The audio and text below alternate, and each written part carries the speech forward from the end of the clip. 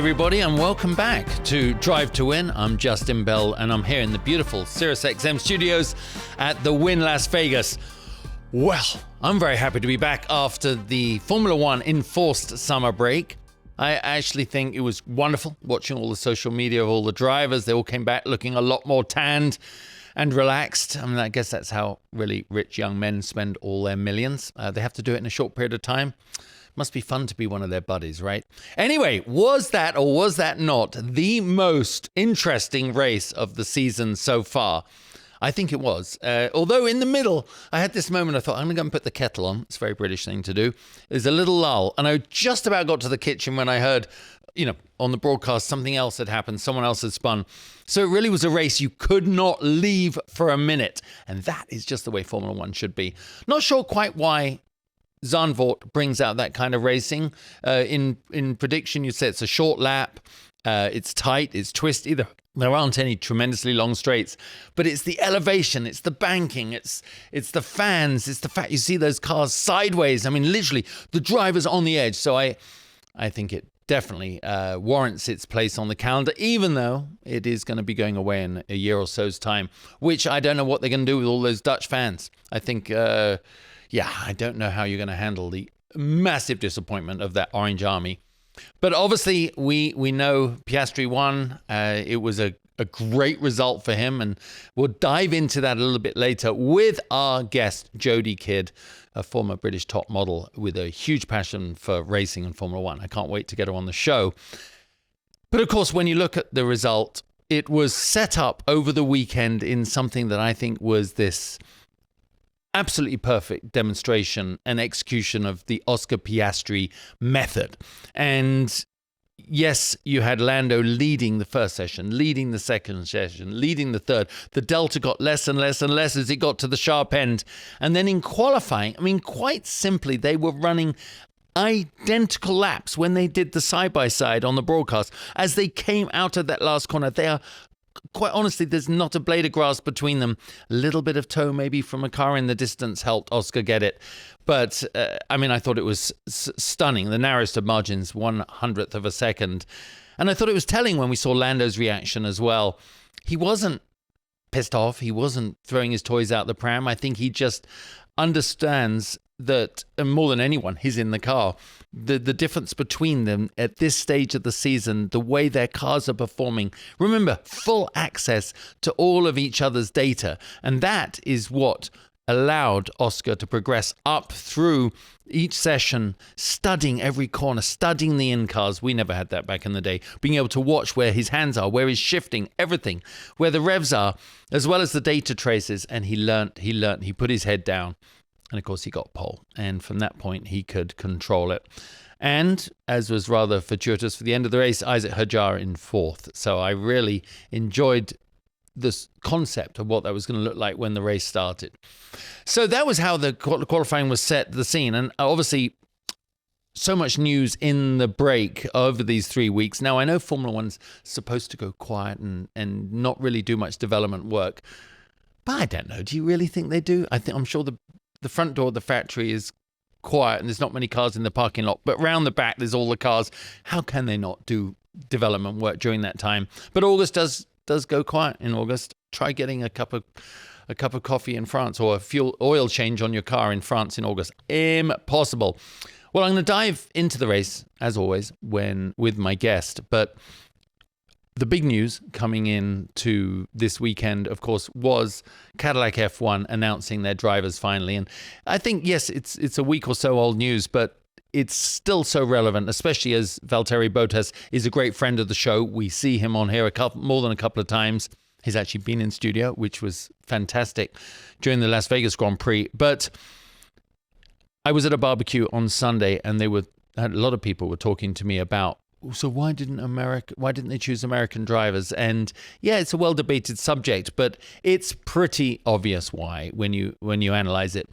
Choosing two veterans, Valtteri Bottas and Sergio Perez, is for their experience. And experience when it comes to the level of technology in these cars is undeniable.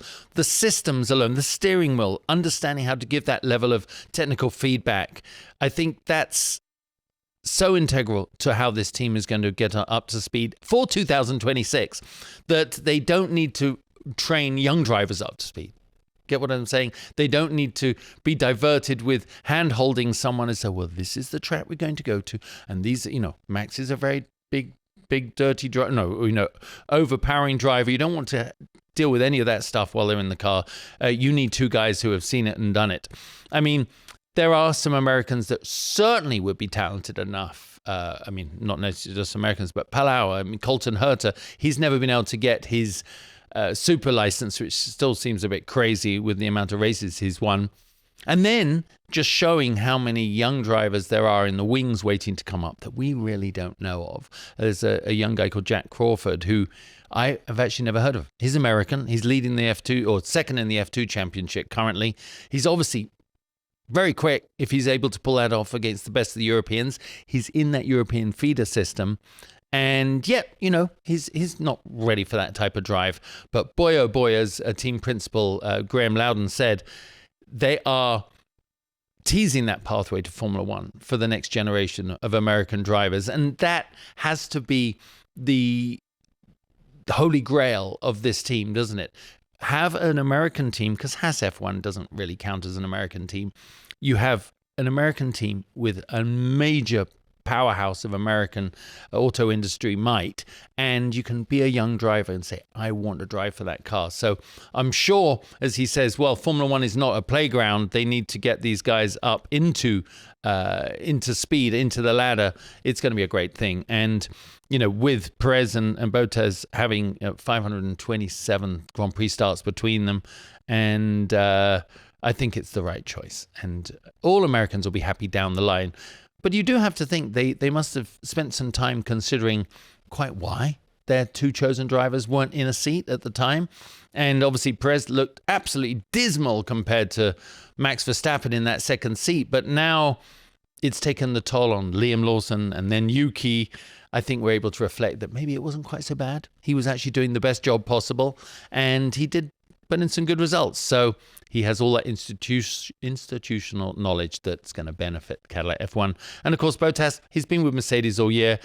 He's stayed fit. He's race ready, and he was, right up there, often out qualifying his teammate last year. So this is their career Hail Mary, and I'm sure that they'll make the most of it. I'm excited. I think the drivers are the least of their worries right now. Well, Isack Hadjar, how fun was that to watch? I mean, getting on the podium in third place. You heard the joy in his voice as he did it. But he's a pretty stoic young man, isn't he? He looks like a wrestler. He's strong as an ox. He's got the right side. He's so short, but that's what you want in a Formula One car with all that. He's physically very strong and obviously mentally very, very strong out of Paris, France. And I just thought it was a magical week for him. I'm a big fan. We've talked about it on the show. Actually, according to the pundits, he was a little under the radar, underperforming in the junior formula. But we do see this, I think, in all sports. Some people just make the big stage. They get to the top level of their chosen sport, their discipline, and they seem to come alive. And it seems the technology suits him. This kind of racing suits him. He's definitely not intimidated by the guys around him. And he was great under pressure. I mean, he had, obviously, Charles Leclerc behind for quite a bit, but George Russell hounding him the whole way.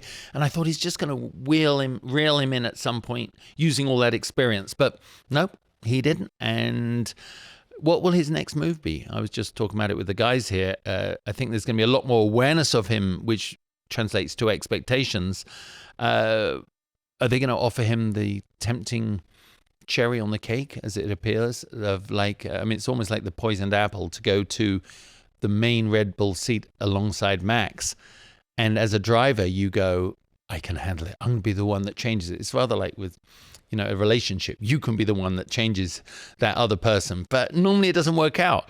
It's the poison chalice. And I hope he stays at Red Bulls, gets Racing Bulls, and gets more experience, because I really don't think that going into that main Red Bull seat would be the best for him. But 2026, new car, new development. Max has got a learning curve in that as well. Maybe over the winter, if he was given the chance to evolve with the team and get bedded in and be part of that development, even though it's the final stages to the opening test at the beginning of the year, I think it would benefit him a lot. Throwing these guys in the middle of a season, having to deal with different people in the garage and the pressure of being Max's teammate, I think his management will be really pushing him to stay exactly where he is for the moment.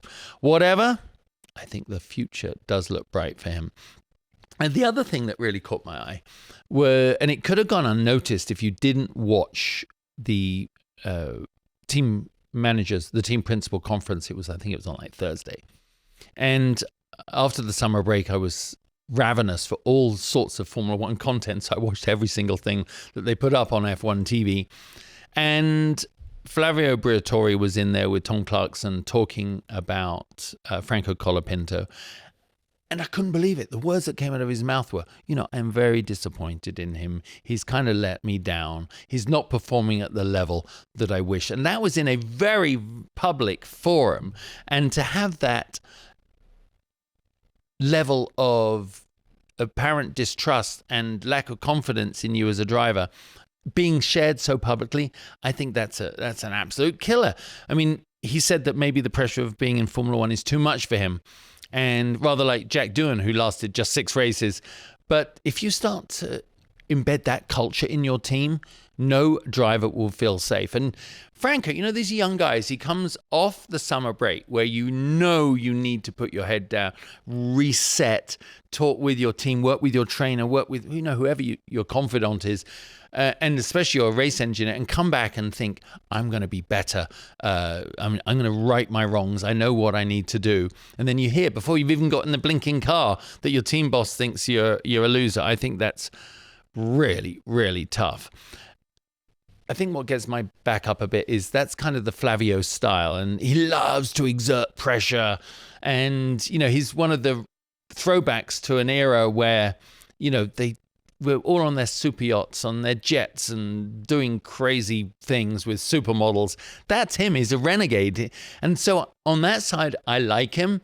I just look at him in that press conference, next to the other guys. I can't even remember who was sitting with him, but let's just say it's James Vowles, and you couldn't see James's pasty white, and he's looking like, an ad for a bronzing tan cream. It's just very bizarre. It doesn't kind of fit. I mean, he doesn't have any bedside manner, and I think he prides himself on that. He wouldn't be the guy that you'd want to come up and tell you you've got terminal cancer. That's for sure. So, Franco, I think you have one thing to do. Come back into this race in Italy this weekend and just go and get a cracking result. Put your head down and show him and that you are the man for the job, and you can shove it really up his overly tanned butt cheeks. That's what I would do, or at least give it a shot. The result, not anything else. Revelry returns to Wynn Las Vegas later this month, September the 19th through the 27th. It is a truly once-in-a-lifetime culinary celebration. Experience pop-up tastings, masterclasses, chef collaborations, and The Feast, a grand tasting event across 5 distinct culinary worlds. From world-class chefs to elite vintners and mixologists, this is a culinary experience unlike any other. For more information, please visit lasvegasrevelry.com. That's lasvegasrevelry.com. Well, my guest for today is Jodie Kidd. She is a top British model, or was back in the day, and she's appeared on numerous reality shows in the UK, all with a sort of car-centric theme. They even talked about her as being a new host on Top Gear at some point. She's very involved in the car scene with events like the Gumball Rally, and she actually set one of the fastest laps on the Top Gear racetrack, which held for quite a long time. She's often seen at all the top automotive shows, and she's a huge Formula One racing fan. So let's welcome her in. Well, Jodie, finally nice to meet you, and welcome to the show. Thank you very much for having me. I'm very excited. I know. Do you know what? So I called my dad yesterday. We were FaceTiming, and he's like, well, she's my friend. I mean, we love Jodie. We know. And I'm like, how have I missed out on this entire friendship? And you're buddies and I'm not. I know. I mean, it just so happens that we do live very close to each other in England, in the beautiful county of West Sussex, very close to the famous Goodwood, that has a wonderful racetrack that your dad has been around many, many times, like myself. And yes, and we've just got to know each other over the years, and I've interviewed him, and he's a very, very special man.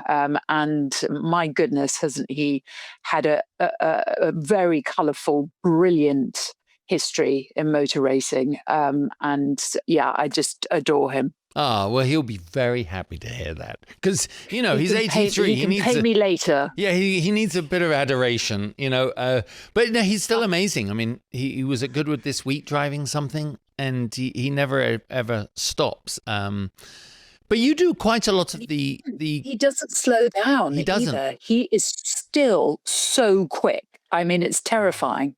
I mean, he starts the lap and doesn't know quite, when he finishes it, he doesn't know quite why he started it, but he does enjoy it. And he's just like muscle memory, and he does it. No, I'm his biggest fan, actually. It's amazing.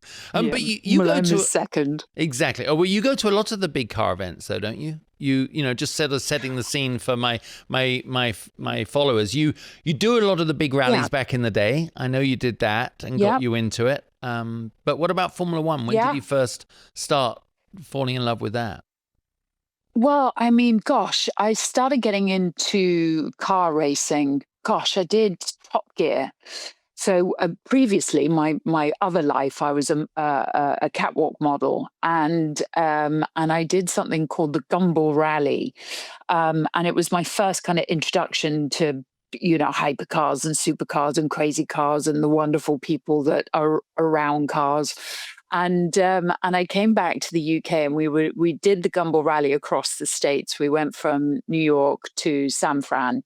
And I came back to the UK, and I was giving an award out, and I was at a function, and I sat on a table next to Jeremy Clarkson, and I was like, "Oh, you're the car man." I was like, "I have just seen the brand new Seg. It did 260 miles an hour. I was doing this and F50s." And he was going, "Wow, you like cars. Why don't you come on my show?" So I hadn't, to be honest, being a model and kind of being more interested in kind of Chanel and Yves Saint Laurent and things like that.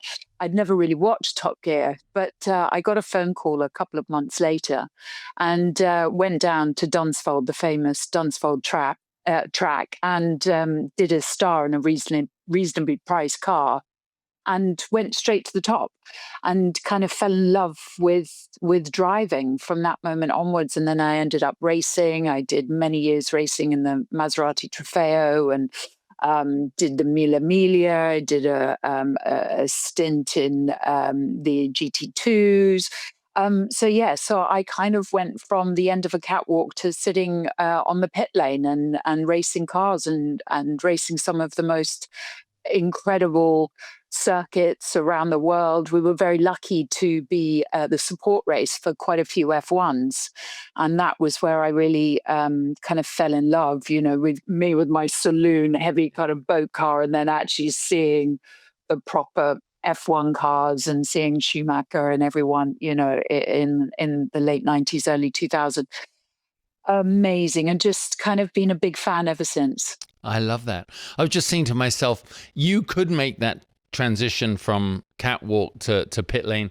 There's not many of us that would go the other way around. I mean, there's a few, it's a modern world. We could try it, but I have good legs, Jodie. I mean, I'm just saying, I could pull it off.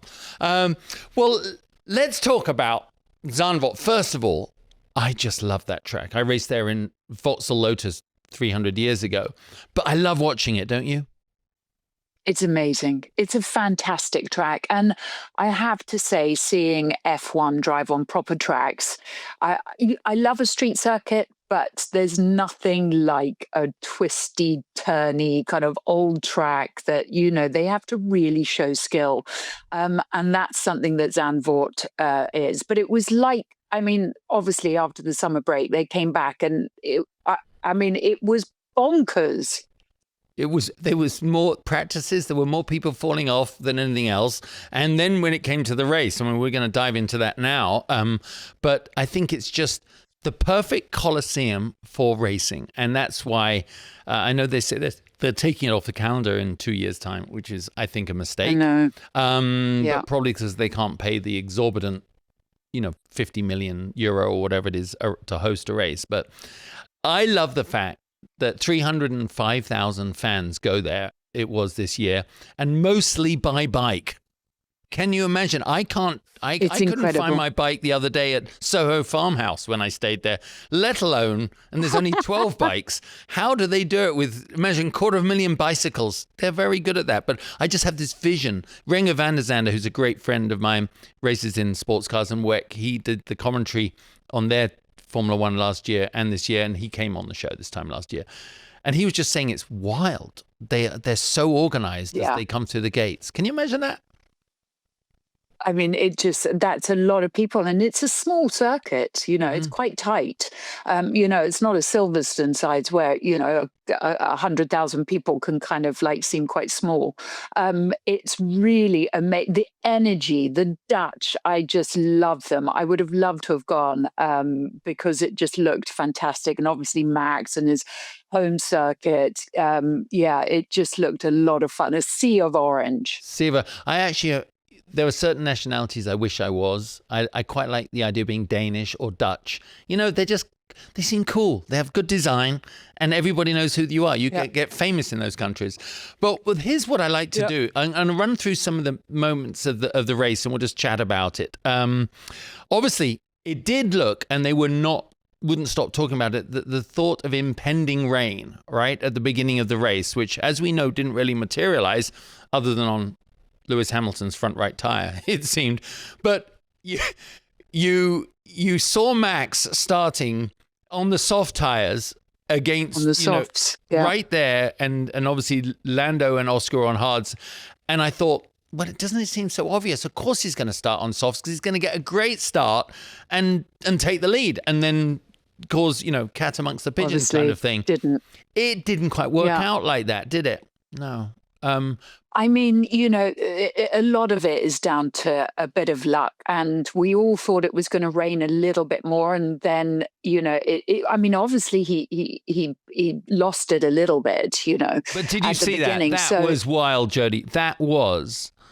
I don't know if there's anyone else on the planet would have done that, and immediately charged into the next corner as though it hadn't happened. I mean, he's got reactions like lightning. I mean, yes, 99.999% of us would have been in the wall there. And that's just testament of how fantastic he is. Yeah. So that happened. Obviously, Lando, I'm sure, was a little stressed that he couldn't get by him there because he needs to stay in contact, connection in the DRS to Oscar. But the one I was watching was actually Isack Hadjar, because I thought, he qualified so well. He had such a great weekend. And I know we'll talk about him. He's, finishing third at the end. But I thought, what about his performance on the day being that far up the grid with the George Russell and everyone around and Max alongside you? But he did a great job off the start, didn't he? I mean, he held his position, and suddenly I found my allegiance rooting for him. Yeah. I mean, totally with you. And it's just so lovely to see a rookie do well, get up onto the podium. And he drove fantastically. He really did. And he was just solid. It was a lot going on in that race. I mean, and he just kind of navigated it really well, was cool, calm and collected, and absolutely smashed it. And, I was listening to all the interviews of the drivers afterwards. Whether they crashed out or whether, they had a problem, every person came back to how happy they were that Isack did so well. So he looks like he's really loved, in the pits as well. Yeah, I think that's so nice, isn't it? Because you can tell they've all had their own turmoil and battles or success. But you're right. They did all gravitate back and support him, which obviously means he's one of the good guys. Did you think, because it's fun on reflection to try and remember what you think at different stages of the race.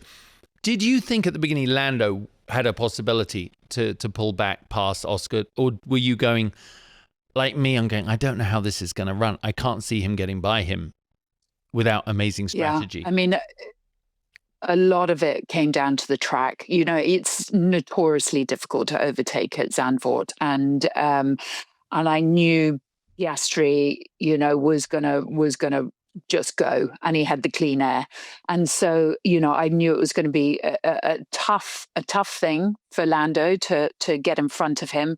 But obviously Max kind of did that incredible start, got round Lando, and then it was a struggle. It was a tough thing when he got that pole. When he cleared that first couple of corners, I was like, no, he's going to be very difficult to catch up to. Very, but I thought like Lando then had a really, I think it was like lap. I don't know what lap he did it on, but he had a great overtake on Max. And I'm like, okay, I like to see Lando's sporty side. And I think Max was quite, he'd kind of on the banking he went by. But Max also played game. I do respect that about Max, because equally he can get frustrated. And then, when he loses his cool, not very often, he'll make some silly moves. But I think all of us who ever raced know there's a moment you have to kind of just go, all right, you're quicker than me right now. It doesn't matter what level, right? Yeah. And I think he was like, there's no point in defending. And Lando, went past. So I think that's, which is rare. That's rare for Max. He's, even if he's in the right or he's in the wrong, whether he's actually got to give the place to someone, he's still going to battle. So yeah, he definitely did, but I think a lot of that was tire strat as well. And going on the softs from the beginning, I think he kind of just saw that they were quicker, and it's a tough track. Going past, you can very easily collide, which we saw a lot. Yeah, you can. I mean, I'm sure every single driver other than Oscar was wanting rain, and I was wanting rain too, because I think it would have been. I mean, can I tell you that, Jodie? I'm so full of crap on that, because when I was in the car, I just didn't want it to rain. I was like, I mean, if you're in second, you're like, oh, okay, it'll be fun, but I don't know if it's just part of the new culture, or the cars are so good and the tires are so good, but and they're such talented drivers. But they seem to relish the thought of the rain. For me, it was just always a jeopardy thing that could just go so wrong. It could go so wrong, but to rain. I remember being at Le Mans, and they'd be like, "Hey, you can stay out on slicks for another couple of laps," and I'm going, "But it's pouring a rain, or it's not raining where we are." Yeah, but it's bloody awful. The other side, brings back PTSD. I know. I know that's the same as Spa as well. That's notoriously wet on one side of the track and completely dry on another. But that just shows how brilliant they are at driving. That they can navigate slicks on wet tracks. I mean, yeah. I think my hat off. I agree. I was excited though at this point when Lando started to catch a little bit. He was taking chunks of time out, and I thought, we've seen this movie play out before, but in reverse, when Oscar caught up to the back of him, but in the last race, but Lando, withheld him. But I'm thinking they have this team where either side of the garage, it's all collectively for the might of McLaren and the constructors, but every single person on either side of that garage is doing everything they humanly can to beat the other guy, right? I mean, we know that. It is so intrinsic to being a racing driver, and I'm thinking, I wonder how they're analyzing it, what moments in the strategy they're going to be looking for. And of course, I think it was coming their way because of the amount of accidents. And then when we saw Lewis crash, that was, by the way, I said in the open, I went to make a cup of tea because I thought it was getting a bit dull. And then I walk in just for dull for 30 seconds. I thought, kettle on. And then Hamilton hits the wall. I know. I couldn't quite understand it. And I don't think he understands it himself. I mean, it just lost it for a split second, and so unlike Hamilton, not to recover from that. But that was definitely a cup of tea moment. I think I popped out at that point too, and I came back going, what's happened? It was, but you're right when you say it's weird for Lewis to do it, because he was actually having quite a good weekend. It was actually going quite well. I thought things were heading in his direction, and he's always just that tad slower than Charles. But in reality, if it wasn't the fact he's a 7-time world champion, we wouldn't be judging him so hard if he was just another teammate. But Charles Leclerc's one of the fastest guys in the paddocks. And I was really thinking Lewis needs the summer break to come back strong again, because he's been hard on himself and uncharacteristically hard on himself. It's like he's overthinking. Are you a Lewis fan? Do you think the Ferrari move was good? Do you think he can do it? Whatever it is. I raced in Italy for so many years. For I've actually got an Italian racing license. So for me, the prancing horse, I just adore. And Hamilton, I think, is just one of the best drivers we've ever seen. So for me, I was so excited to see that combo. And then obviously, I think it was the second race where he won the sprint. And I was like, oh, here we go. We've got this. And then, it's slowly the wheels have been coming off, which is a shame. But we've got Monza next. I really hope, something happens there for Ferrari. But, coming out of Zandvoort with no points is a bit of a shocker for Ferrari. But I mean, I'm desperate for them to do well. I'm desperate for the combination for Ferrari and Hamilton to just get it. It will happen. I'm positive. I know it's going to happen. I'm projecting it. Well, that's what he needs you on his team. I wonder who is on his team, though. It's very private, isn't it? His entourage is very tight. You never see, everything's curated. You never see him making a misstep in public. You just don't. His personal life, I mean, I think it's quite remarkable. Yeah. And, when you talk to people that know him well, I think he is in that elevated elite athlete, like a rock star or, musician or actor, movie star status. Yeah. He's kind of insulated from everything else. But I said it on the last show that I think we're going to look back on this time, because when he does retire, Jodie, we're not going to see Lewis again as the pure Lewis. When you see him put a helmet on and you drive a car and you watch his in-car and you see his hands, that's the same thing he's done since he was a babe, an 8-year-old. But when he off track, he's just, it'll be like Tom Cruise. You'll never see him. So I think we should relish this moment. I really do. Absolutely. He's so professional, and I think he's taken the drivers to such another level where they have become, I'm gone are the days of Hunt and, smoking cigarettes and drinking not drinking before you get in the car, but drinking after you get out the car, and those kind of wild days. He's taken, the drivers to their, they are serious athletes, and Lewis has been just pioneering that professionalism, how brilliant he works with the team. And, he's just absolutely put this amazing kind of map out for future drivers of, how to really take this seriously. And, my God, he's good. And I have just loved watching him over the years. And I really hope the Ferrari combo gets better and they start getting some podiums and some wins under their belt.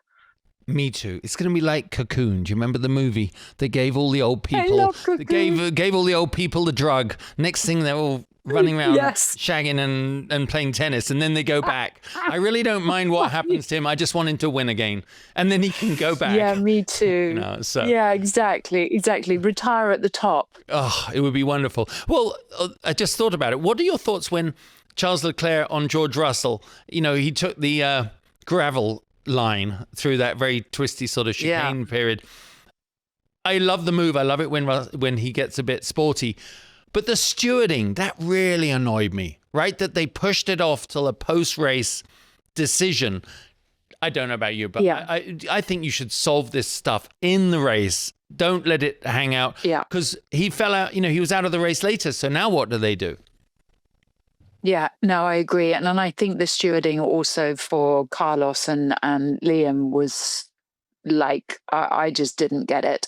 So yeah, there's a few things and normally the stewards, I don't have a bad word to say. They are all our heroes, especially when you're racing, how important they are. They're the first, if anything happens on the scene, they are just fantastic. But I do think that, race control went a bit cuckoo. But I think everyone did. It was like suddenly everyone's back, and it was like, it was quite action packed, I have to say, the whole race. It was. But I was waiting for for the sort of next moment that was going to act as a springboard, like a catalyst to opening up the strategy. And I think when young Kimi Antonelli did his ambitious dive on the inside and the banking there on Charles Leclerc, Ferrari must have just been like, what is going on here? As that happened. I know. But I mean, as he went in, as he hit him, I'm going, the pressure on this young guy. My son's 21. I mean, my daughter's 18. I can't even imagine them dealing with that level of pressure. And yet there he is. Yeah. Do you think there's something as much as being too young for some people to be in the drive? I'm not trying to second guess it, actually. I think he's talented, but it's tough. I think, we could say the same about Isack, but he absolutely smashed it over the weekend. They've got to start from somewhere. But starting the whole season off with 6 rookies was always going to be quite interesting. You've got seriously quick, aggressive drivers out there, and then you've got the unpredictability of some of the new rookies coming in. They were always going to get in tangles, and so it's a big steep learning curve. But I think Antonelli is an amazing driver, and I think he's learning, and you've got to start somewhere. Yeah, I agree. I mean, I think the pressure of being in that system and that pipeline. I was listening to a podcast yesterday and they were saying it was one of the Dutch journalists, and they were saying if almost Toto probably needs to go, Max, just enjoy it now. Isaac's enjoying it and look at the results. He's just having a great time driving a Formula One car. I think maybe the fun angles in the Mercedes doesn't exist as much. I think I would say just have fun. It'll come to you. Enjoy it. Let's forget about points. And I think if you gave a young driver like him, who is young and sweet and a killer behind the wheel, I think it could help unlock his potential. I think that's very true there. But, you've got the racing bulls, and I think they're a little bit, slightly more the kind of midfield, I'm talking about football now, middle of the kind of group, that the pressure won't be as much as, the bigger teams. So, I think probably Isack has got a slightly more chilled kind of pit. And the team behind him. So, so maybe they need to just drop the pressure a bit. And it'll all come. Well, obviously, Lando, he's running in second. He's looking at, I was very surprised I think it was only with 12 laps to go. They both put hard tires on in that last pit stop. And it made me go, I wonder if that's the first sign of a very subtle controlling of the rivalry between the two drivers, Oscar and Lando, because the softs easily would run for 14 or 16 laps fast. So I'm thinking maybe they just kept them on both on hard. So, equalized it. But then Lando smelt smoke. It's all over. And, Will Joseph, his race engineer, head in hand, and Zach head in hand. But we don't see that very often. It's like a car breaking down on the road. We don't really see engine failures or power unit failures. Yeah. Devastating. In that moment, what do you think? What do you think he thought at that moment? It's all over. You could hear it. You could hear the kind of like almost the disbelief when he was on the team radio. He was like, I think I'm smelling something. So it's a very unusual thing to happen at McLaren. But it's one of those things about motor racing, and there used to be a lot more engine kind of issues that the teams don't seem to have so much anymore. So it was a massive shame for Lando. He's now 34 points behind Oscar, so he's got a big uphill finish of the season to go, and it's going to be tough. But he really needed the points. So that was a big blow for him. Yeah. And I think, Jodie, that he's going to, it's given that natural gap, created gap in points that I don't know, I haven't seen the math on it, but I think he could finish second in every, Oscar could finish second, Lando could win a lot of races, and he still wouldn't catch up for right up until the end. So it'll be interesting to see how McLaren handle that, because obviously, let's go through it. Oscar wins, then Max, as always, somehow pulls out another result in a car that I don't think anyone else could drive. It's amazing. And then Hajar. So it was a joyous podium. I loved it. I loved the cool down room. Yeah. I love looking at the cool down room. And Isack's just sitting back like best. he's always been there before. Like, all right, I think it's cool. I love that little insight. Yeah. I think it's such a lovely added bit, for us to, be like a little spy watching them in the cool down area. I think it's a really lovely added extra. So, well done for anyone that thought of that. But yeah, the kind of, I love rewatching them when they're watching, because they obviously haven't don't seen know it. What's happened in the race or what's going on behind, or so it's great to get their reactions. And and I think that that's something that Drive to Survive has really excelled and has really just opened up F1 to a whole new audience, because you actually see these little glimpses of these people and what's going on and what's going in their thought process, and seeing them behind the scenes is something that really makes them more relatable. Yeah, my sense of humor, I just wish it was me. I'd have walked in and gone, finally, if I was Isack, I'd have been, this is what you guys do. I swear I'd go, get used to this. I'm here, Anyway, they didn't. Well, we go to Monza next. Go to Monza, the home of it all. I love it. I love it. So special. Last year we had Charles Leclerc, then Oscar, then Lando. I think that was the results. I'm just checking. I think that was it. I think Ferrari are going to have quite a good weekend, don't you? They kind of do it. I mean, they have to. It's it is the most iconic track. It's one of my favorites. It is so unbelievably quick. I mean, terrifyingly quick, 260 odd kilometers an hour, I think. It's exciting. You have to have the clean air. Strategy is going to be so important. It's brilliant. But this is where the Italian energy and that prancing horse is going to come through. So yes, I really do think it's going to be very difficult to get past the McLarens and get past Max. But I've got hope. Come on, Ferrari. Come on, you can do it. I love it. I love your optimism, and you would be walking down with your Italian racing license going, just in case I am here. It's wonderful. Well, not quite. Not quite. I know. Unfortunately, my bus is ship has sailed, train has moved, whatever. Ships, yes, been nicked. Exactly. It's well down the road. Well down the road. Although I would love to talk more about all this with you again. Let's do this again. There's so much more. I want to talk about women in Formula One and all that. But thank you so much for joining us. Thank you. Oh, it's an absolute pleasure, and I'd love to come back anytime. But maybe next time I can come to Vegas. Yeah, right here I have this huge desk, and it's empty, and it's got a seat with your name on. It's just devoid of you. Okay. Right. Take care, Jodie. I'll be there. I promise you I won't gamble. Okay, take care. Bye. Lots of love. Wynn Las Vegas's Ultimate Race Week is back for 2025 and anchored by the Formula One Heineken Silver Las Vegas Grand Prix, November 20th through November 23rd.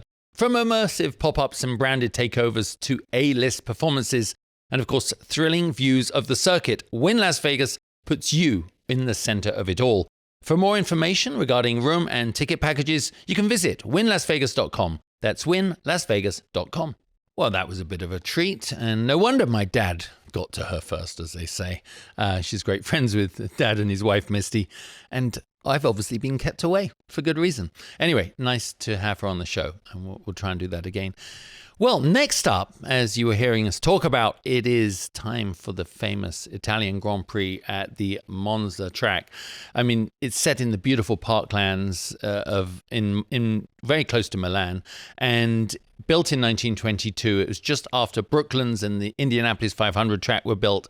So it was part of that era of incredibly fast, incredibly spiritual racing places. And, they have preserved some of the original Monza banking, and you can often spot it in the background as the cars cross over that flyover there, I think near the Parabolica and the flyover bridge. I mean, I've stood there with my dad, and we walked through that part one time, and I was much younger, and he held my hand, and he was like, just listen to this. You can hear it. The legends, the people, the cars, Ascari, Hill, Moss. I mean, just amazing. And everybody feels it when they go there.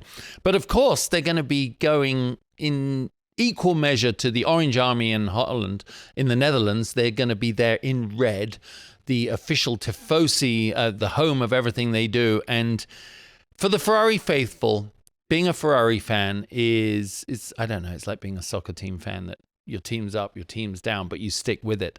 There's people in Italy that will bleed red, Ferrari red, if you cut them in half, because they've had the legends of the sport, the original manufacturer. And, last year we had Charles Leclerc won it at home. So I think they're going to definitely be trying to do the same this year. I mean, that going into it, Charles and Lewis, they'll be getting some very special speedy tortellini to make them push for a win, whatever it is, to get pole. And Charles Leclerc can do that over one race. And, you're looking back at the last couple of weekends, they've shown pace. They are getting closer. That's why I don't think Lewis Hamilton was abjectly miserable after his crash, because he knows they had the pace and they're getting closer. So I think the home ground factor, having the fans behind them, and the pressure, the immense pressure on Fred Vasseur and the whole team to get a result. The Italian media are savage if they don't. So I know they're pushing very hard for that. And of course, Lewis will want to prove to the fans that's why they hired him. So we'll see. Which version of Lando are we going to get moving into this weekend? Will he turn up with caution to the wind? Will he be thinking to himself, this is my moment to strike back. I am now somewhat liberated of the pressures of going for the title. And the only way I can win the Drivers' Championship is by beating my teammate with regularity to the end of the season. So I think we're going to see a bit of spicy Italian meatballs turn up there when it comes to Lando's pace, because I think he's going to go for it. We've seen it there, but for the grace of God, is the difference between having an engine failure or power unit failure, whatever it was, on their car. It could have so easily been Oscar. He'll start, obviously, with, fresh everything that he needs for this last half of the season, and we'll see how that goes. So, Oscar will be the opposite. I think Oscar... he's ruthless. He's decisive. His foot right now is on Lando's neck.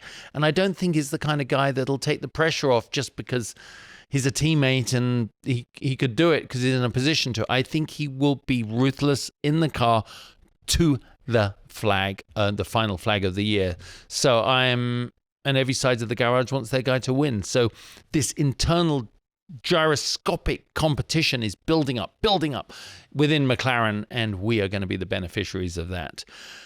So my prediction is Lando's going to win, and Oscar is going to be second, and Charles Leclerc will be third, or Lewis Hamilton. That's what I would like, but I think I'm getting a little fanciful and in the weeds on that one, but we will see what will happen. Well, Max, I want to sort of ruminate on him a bit, because I don't think we talked about him much in the main show. Max, does he ever get tired of having to carry the whole team, the Red Bull desire for conquest in everything it does? It's all really rests on his shoulders, and I'm sure there's a side of him that gets frustrated with that. And of course, it's only his genius, his absolutely magical car control, his seventh sense, like cat-like reactions that allow him to push the car to the end. And I think that's what the team are counting on, because the car is not that good. But if I was him, I'd be starting to say, I'm doing everything I can. I'm pushing as hard as I can. And you guys need to start stepping up. And also, how's our 2026 car coming? So don't count him out for this weekend. I think he's going to be right up there. He is the spoiler he's the fox in the cat house between the McLarens all through the year, which of course means he's the one that can take points off either of them as they're going for their individual drivers' championship. So I think he's the spoiler that we're going to look forward to.